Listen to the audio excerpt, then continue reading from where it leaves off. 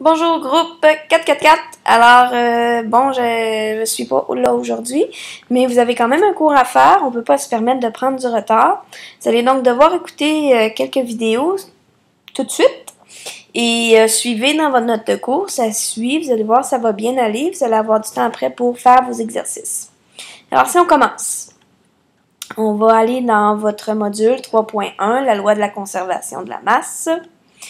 Alors, des petits rappels, quand on fait une transformation chimique, on doit la représenter symboliquement à l'aide d'une équation chimique. On l'a déjà vu, l'équation chimique, avec l'ionisation, par exemple. Alors, quand on lit une équation chimique, on doit lire, par exemple, l'équation qui est ici. Le méthane, le plus veut dire réagir avec, du dioxygène, la flèche veut dire pour former, du dioxyde de carbone et de l'eau. À gauche de la flèche, on a les réactifs et à droite de la flèche, on a les produits. Alors, les réactifs se transforment en produits, c'est ça une réaction chimique. Il va y avoir une réorganisation des atomes. C'est important de préciser l'état physique, on l'a déjà fait. Solide lorsque c'est solide, L pour liquide, G gazeux, AQ pour aqueux, on l'a déjà fait, ça veut dire dissous dans l'eau, c'est pas du nouveau. Alors, la loi de la conservation de la masse, vous la connaissez déjà. Si rien ne se perd, rien ne s'écrit, tout se transforme. C'est une phrase de Lavoisier. Ça veut dire que quand on a une réaction chimique, la matière doit rester constante tout au long de la réaction. Et la matière, ça a une masse. Donc, la masse de mes réactifs doit être égale à la masse totale de mes produits à la fin d'une réaction chimique. C'est la même chose pour la quantité d'atomes, parce que la matière, c'est fait d'atomes. Alors, tous les atomes que j'ai au départ, dans mes réactifs, je dois les retrouver à la fin dans mes produits. Si on l'illustre, par exemple, j'ai une réaction ici avec du méthane, du dioxygène, c'est une oxydation. Alors, si je regarde et j'illustre mes atomes, le CH4, le C, je vais l'illustrer par une boule noire avec 4 boules bleues pour chaque hydrogène. Je vais faire la même chose avec le dioxygène. Alors, c'est des boules rouges. J'en ai deux, c'est le coefficient qui est en avant. Donc, j'ai 2 fois la molécule. Jamais oublié que le coefficient en avant dit combien il y a de molécules et les indices, les petits chiffres en bas, ils indiquent combien il y a d'atomes de cette sorte-là dans la molécule. Ils doivent être accrochés ensemble quand c'est l'indice. Le CO2, donc j'ai encore le carbone qui est noir accroché avec 2 oxygènes rouges. Et le H2O, une rouge avec 2 bleus, et j'ai un coefficient en avant de 2, ça veut dire que j'ai 2 fois la molécule. Si vous comptez vos atomes à gauche puis à droite, j'ai 4 bleus à gauche, 4 bleus à droite, 4 rouges à gauche, 4 rouges à droite, 1 noir à gauche, 1 noir à droite. Donc, la conservation de la matière, elle est observée. Et si je compte la masse de tout ça, le CH4, il pèse 16 grammes. Si on compte au niveau des moles. Hein? Donc, si j'ai une mole de C avec 4 moles de H, on va passer par la masse molaire. 16 grammes pour le CH4. Le O2, c'est 32 grammes à chaque mole et j'en ai 2. Je multiplie par 2 parce que c'est mon coefficient. Si j'additionne tout ça, j'ai 80 grammes dans mes réactifs et dans mes produits, le CO2, une mole, c'est 44 grammes. 2 moles de H2O, c'est 2 fois 18 grammes. Donc, au total, j'ai aussi 80 grammes. Donc, ma loi, elle est respectée. Exemple de problème que vous pouvez avoir. Vous n'avez pas cette fiche-là, je ne vous l'ai pas faite, je viens de l'ajouter parce que normalement, je l'ai fait en classe avec vous. Alors, juste à suivre, ça devrait bien aller, c'est assez simple. Donc, exemple, Cédric fait la réaction suivante au laboratoire. Donc, vous avez des réactifs à gauche de la flèche, des produits à droite. Et là, il fait réagir 97,5 g de CuOH2 avec 74 g de HCl et il obtient au bout 36 g d'eau. On demande quelle masse de CuCl2 il va recueillir à la fin. Alors, si je réécris mon problème en ayant en tête que la masse des réactifs est égale à la masse des produits, j'ai réécrit mon équation chimique et je vais écrire la masse de chacun de mes réactifs et de mes produits. Alors, si je relis mon problème, il fait réagir sur 97,5 g de CuOH2. Donc, j'ai 97,5 g de CuOH2. Avec 74 g de HCl, j'ai 74 g de HCl. Et il obtient 36 g d'eau. Donc, j'ai 36 g d'eau. Il faut que la somme des masses des réactifs soit égale à la somme de la masse des produits. J'ai juste un inconnu. Donc, tout ce que j'ai à faire, c'est trouver l'inconnu. Alors, la somme des réactifs moins le produit va me donner l'autre produit. Alors, je fais une addition avec la soustraction, ce qui me donne la masse du CuCl2. Donc, c'est le seul genre de problème que vous allez avoir avec la loi de la conservation de la masse. Maintenant, on passe à du sérieux, le balancement d'équations chimiques.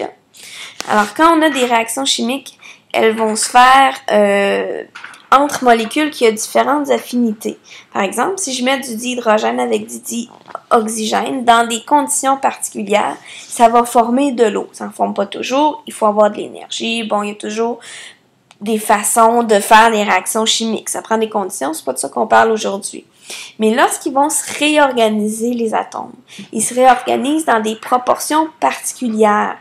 Ce qui définit une molécule, c'est ses liens chimiques. Par exemple, l'eau, ça a 2 atomes d'hydrogène puis 1 atome d'oxygène. Vous ne retrouverez jamais de l'eau avec 3 atomes d'hydrogène. De l'eau, c'est H2O, rien d'autre. Du dihydrogène, c'est la même chose, c'est du H2, puis du O2, c'est la même chose. Mais si je regarde pour ma molécule d'eau, je l'ai illustrée avec une rouge puis 2 bleus, le H puis 2 H puis un O. Puis j'illustre, puis je compte mes atomes, ça fonctionne pas. J'ai 2 bleus à gauche, 2 bleus à droite, ça va, mais j'ai 2 rouges à gauche, une rouge à droite. Alors, il faut balancer tout ça. Alors, comment on va faire? Alors, on va regarder la réaction chimique, on va s'apercevoir qu'elle ne répond pas à la loi de la conservation de la masse telle qu'elle est là. Parce que la H2, ça pèse 2 grammes, le O2, 32, puis l'eau, c'est 18.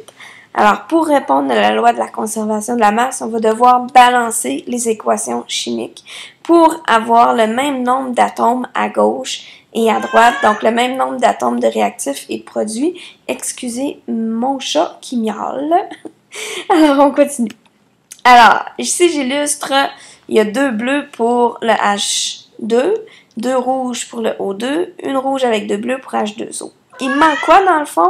Il manque des rouges. Alors, on va aller ajouter des rouges. Mais je ne peux pas inventer des molécules. Je ne pourrais pas mettre juste une rouge toute seule quelque part parce qu'il n'y a pas de O dans mon équation. Je suis obligée d'ajouter soit du H2, soit du O2, soit du H2O. Donc, si je veux de l'oxygène à droite, parce que j'en ai plus à gauche qu'à droite, j'en ai 2 à gauche, 1 à droite, je dois ajouter du O, mais avec les 2 H accrochés après.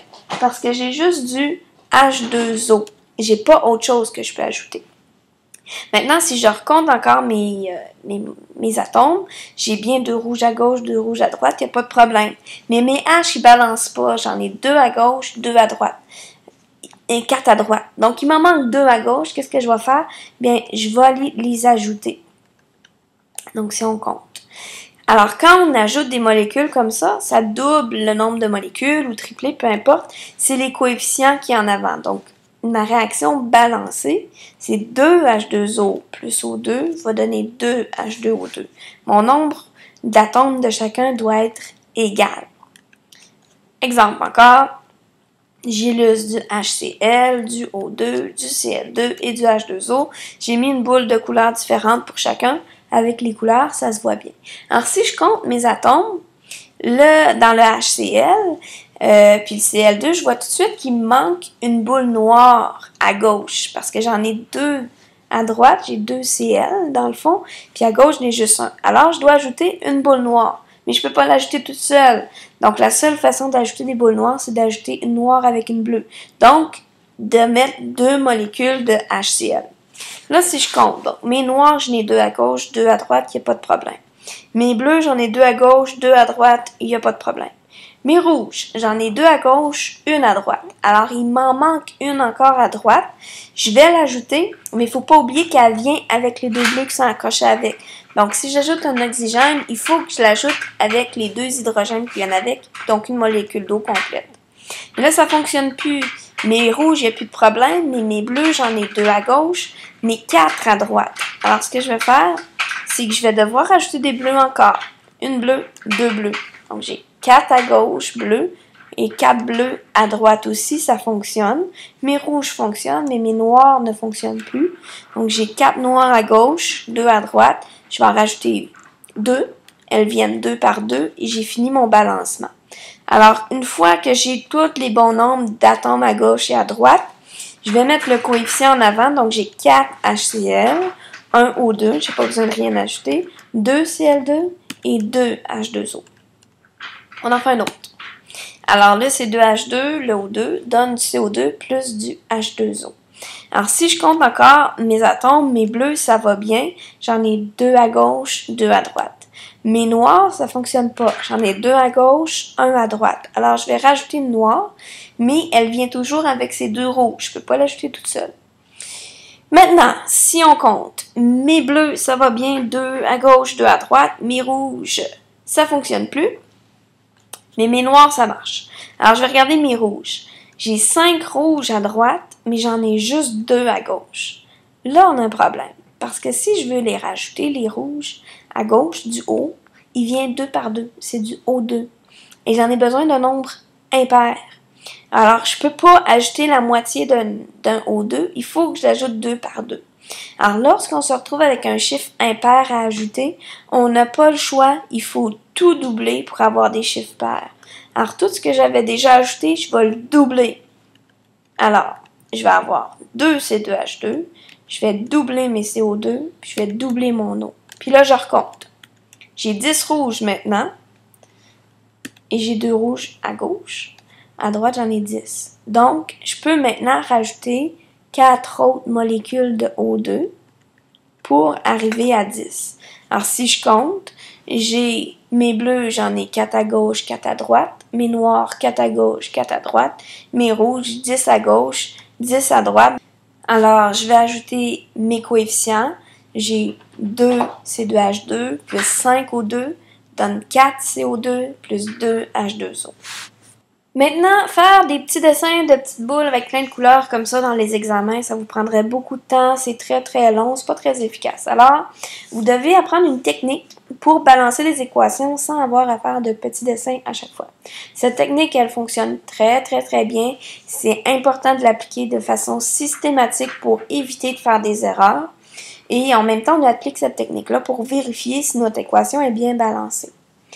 La première étape de la technique, c'est de souligner la molécule la plus complexe. Dans ce cas-ci, la molécule la plus complexe, c'est le Na2SO4.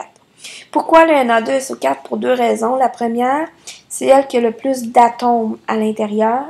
La deuxième raison, c'est que c'est la plus lourde. Donc, quand vous regardez celle qui a le plus d'atomes dedans, dans ce cas-ci, il y a 3 sortes d'atomes. En fait, il y en a, si on additionne au complet, il y a 2 Na, 1 S, 4 O. Ça fait 7 atomes, donc il y en a plusieurs. Et si on regarde la masse, c'est la plus lourde. Si vous vous trompez puis vous ne mettez pas la plus complexe puis vous mettez H2SO4 à la place, c'est pas grave. OK? Ça va fonctionner quand même. Des fois, ça va juste être un peu plus long, c'est tout. Donc, une fois qu'on a souligné la molécule la plus complexe, on va regarder le premier atome qui est dans la molécule. Dans ce cas-ci, c'est du Na. Et on regarde, on en a combien. Donc, le Na, j'en ai 2. Je vais regarder, donc, dans mes produits, j'ai 2 Na. Ça veut dire que dans mes réactifs, je dois avoir 2 Na. Mais dans le NaOH, il y en a juste un. Ça veut dire qu'on va devoir mettre 2 molécules de NaOH. Donc, j'ajoute le coefficient 2. Étant donné que j'ai ajouté un coefficient, l'étape suivante, c'est de souligner la molécule. Une fois que vous avez 2 molécules de souligner, vous ne pouvez plus ajouter ou enlever des coefficients en avant de ces molécules-là, à moins de le faire sur toutes les molécules qui sont soulignées. Donc, si par exemple, il fallait que je double un NaOH, il faudrait que je double un Na2SO4 aussi. C'est pas le cas ici. Donc, une fois que j'ai souligné ma deuxième molécule, je retourne dans ma molécule la plus complexe et je regarde le deuxième atome. C'est du S, j'en ai un. Où sont mes S dans l'autre molécule, dans H2SO4? J'en ai juste un. Donc, oups, on souligne. Et je souligne le H2SO4. J'ai pas besoin d'ajouter de coefficient, je n'y touche plus. Il me reste la H2O qui n'est plus balancée. Alors, je vais compter il y a combien d'hydrogène à l'intérieur par rapport à ce que j'ai dans mes réactifs. Donc, dans mes réactifs qui sont soulignés, c'est eux qui bougent pas. Donc, c'est certain que j'ai 2 H qui viennent du NaOH et j'ai 2 H qui viennent du H2SO4. Ça fait 4 H au total dans mes réactifs. Dans mes produits, ça m'en prend 4. Dans H2O, j'en ai juste 2, donc ça me prend 2 molécules d'eau. Et je souligne, j'ai terminé. Je peux me vérifier, je peux compter tous mes oxygènes. Dans mes réactifs, j'en ai 2 dans NaOH puis 4 dans H2SO4. Ça fait 6. J'ai 4 dans SO4, dans Na2SO4 et 2 dans H2O. Ça fait 6. Donc, tout est balancé. Tout fonctionne. Ça prend de la pratique pour cette technique-là. Vous allez la pratiquer tout à l'heure, inquiétez-vous pas. Et je vais vous faire 4 autres exemples qui sont dans l'autre vidéo qui suit. Alors, vous allez partir l'autre vidéo et puis ensuite, je vais terminer le reste de la matière avec une 3e vidéo.